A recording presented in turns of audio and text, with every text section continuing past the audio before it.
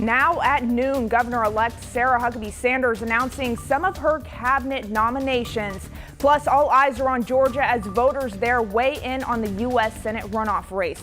The latest on the face-off between Herschel Walker and Democratic Raphael Warnock still ahead. The red-hot real estate market is cooling down. A look at why home sales are sinking a little later. And the 45th annual Kennedy Center Honors brought politicians and entertainers together last night in Washington. A closer look at the celebration of the arts coming up. But first, we go to meteorologist Nathan. Nathan, we have a lot of rain to look forward to. Good afternoon, Ashley. We've got a lot of clouds out there for our Monday. Also some areas of dense fog, drizzle, and on and off showers. And look at the numbers. They're struggling today with all that cloud cover. Temperature is only into the mid-40s right now, but mid-50s in El Dorado. That warmer air is trying to push its way in here, and it will arrive later tonight into your Tuesday. Waves of rain, that's what you can expect through the rest of the day. On and off showers, and if you don't see those showers, you'll still contend with some areas of drizzle. Also, look at the fog developing into southern parts of the state. It's so thick, it's reduced the visibility less than a mile now for Texarkana, Camden, down to a mile visibility in Monticello and also El Dorado. That's that warmer air that's pushing its way in here from the south. So there's going to be a wide variety of temperatures. We may not reach the mid-50s here in central Arkansas until after sunset, but I do think you'll see low to mid-60s Camden and down to the south. Everybody warms up on Tuesday, but we'll still have unsettled weather with more chances of rain and even the potential of heavy rain arriving later in the work week. More on that forecast coming up. And happening today, Governor-elect Sarah Huckabee Sanders announcing new members of her cabinet as she prepares to take charge of the state next year. Less than an hour ago, Sanders held first press conference since being elected last month. During it, she shared her intention of nominating Captain Mike Hagar to serve as Secretary of Public Safety as well as Director of State Police. She's also announcing that A.J. Gary has agreed to remain as Director of Emergency Management. We're going to have more on those announcements tonight at 5 and 6.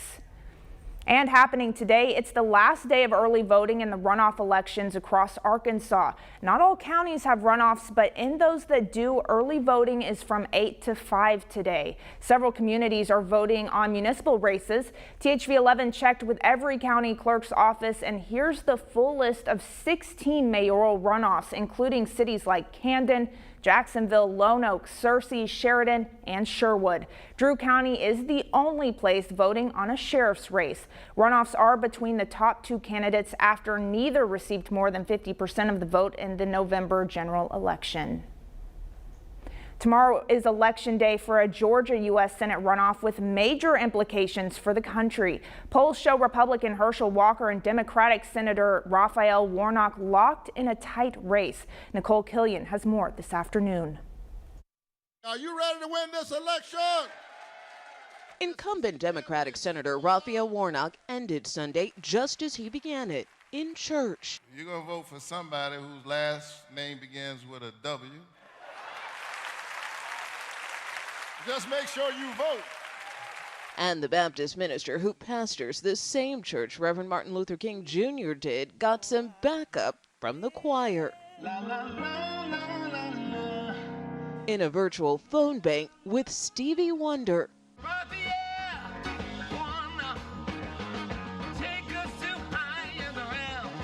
Georgia needs Herschel Walker. Instead of star power, it was Senate power, with South Carolina's Tim Scott and Louisiana's John Kennedy stumping for Republican challenger Herschel Walker. Do y'all know Raphael Warnock has spent over $100 million against me already? And we're in a tie. With the end zone in sight, the former Georgia football star also spent part of his weekend tailgating with supporters at the SEC championship game. It's all part of an intense ground game to drive turnout on both sides. This election is so critical. Even though control of the U.S. Senate is no longer on the line, voters say Georgia still matters. If 2 or 3 of them do not lockstep with the Biden agenda, then we have another potential Republican senator that might break that trend.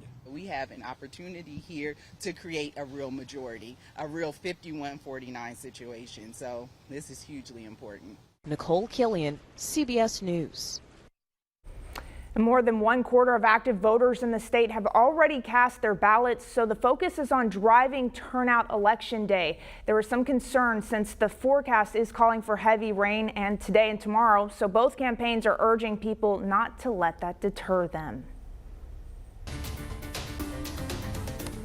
Developing news, a county sheriff in Arkansas is due in court later today to face drugs and weapons charges after spending part of the weekend behind bars. Johnson County Sheriff Jimmy Stevens was arrested Saturday night after reportedly being found with drugs and guns during a traffic stop in Crawford County near Van Buren. The report didn't identify the types of drugs. This is Stevens' booking photo from the Crawford County Jail. He's since been released from jail on a $25,000 bond. Stevens was elected sheriff in Johnson County back in 2019 and was reelected this past May. His first court appearance is set for today. And the search is still on for an escaped inmate. Deputies say Jeremy Call escaped from the Crawford County Jail early Wednesday morning. They believe he got out through a duct vent. However, this isn't the first time he's escaped from jail. This is now the third time. If you happen to see him, you're urged to not approach him and call police immediately.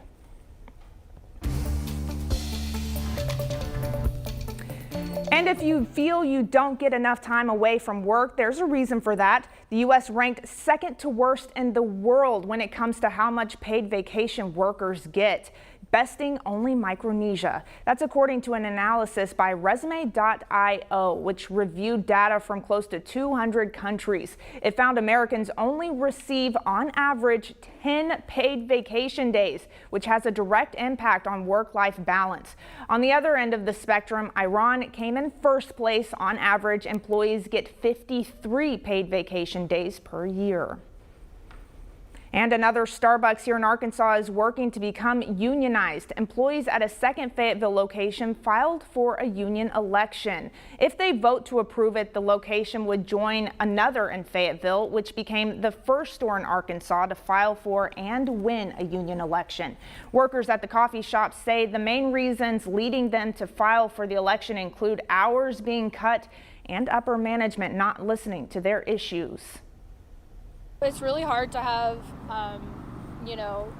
you have expected hours that you need each week, and then when they just keep cutting them, and it's so unexpected, and you never know how many hours you're going to get that week, so you never know how to plan your life because your hours just keep changing. Workers at this Fayetteville Starbucks location hope to hold that union election next month. Housing hit a peak during the pandemic and sellers saw their home prices soar, but now the market is dropping because of high interest rates. Christian Benavides explains. Patrick Kennedy recently moved into a new home, and it's a long time coming. He started looking at houses a year ago when the market was red hot. Compare and contrast what it was like looking for a place a year ago. Everything that's nice and that's attractive to the majority of buyers, you would see them on the market and gone, under contract a day later. Kennedy's realtor, David Gunther, says things have changed since then. The interest rates maybe are pulling buyers back a little bit, but it's also afforded a buyer who is strong with their financing. They can approach a property. They're not competing with the rest of the world. Mortgage rates are now just under 6.5%, which is down from 7% last month, but more than double from 1 year ago. There's not as many buyers. These higher interest rates are having buyers sit on the sidelines saying, we'll wait and see. Realtor Melanie Heyer worked with would-be buyer Celia Polhemus. She wants a new home, but the thought of a high payment has her waiting. At the current rate, a monthly mortgage payment on a $400,000 loan would cost about $800 more than a year ago. We are just waiting, we're waiting to see what happens with this market. Kennedy got his loan when interest rates were at a peak, but his plan is to eventually refinance. So you're betting that interest rates will eventually come down? Yes, correct. I think realistically, hopefully within the next 12 to 24 months, high 4s, low 5s. But experts forecast mortgage rates can actually climb again in the coming months, then slowly tick down during the second half of the year. Christian Benavides, CBS News, Miami. Seeking solace after the death of a loved one. Still ahead, we're taking you to Arizona to explore a unique place people can go to grieve. And Nathan. Ashley, it is a gloomy, foggy Monday around the region, and we've got the chance of rain sticking around through the rest of the day, but warmer air is moving in from the south, and we will see warmer temperatures right here in central Arkansas on Tuesday. I'll have the numbers coming up.